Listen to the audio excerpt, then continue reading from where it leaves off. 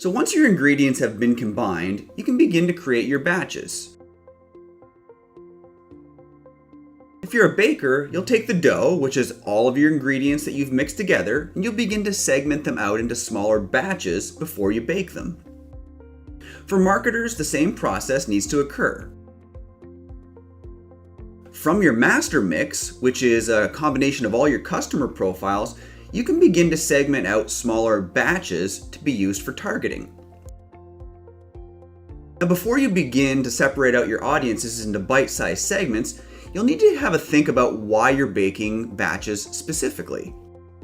They say variety is the spice of life, and in the CDP kitchen, things are really no different. Start thinking about who you're baking for. It's your customers, right? And what is it that they like? What is their taste? Do they prefer sweet or savory? And then, what have they purchased from you in the past?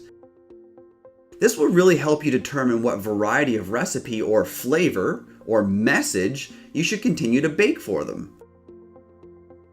For basic batches, maybe you'll just want simple loaves. However, depending on who you're baking for, you may want to enhance or enrich the end results to be a little different.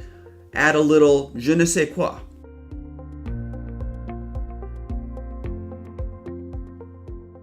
For instance, you might want to add additional flavors to each batch or segment based on the purpose of that audience, which will allow you to personalize or deliver a more specific message.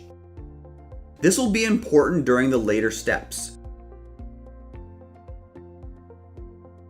Just like a baker wouldn't create a loaf of sourdough for a gluten-intolerant customer, a financial services marketer probably wouldn't create an audience batch to target customers with home loans that included customers who had previously been declined for financing.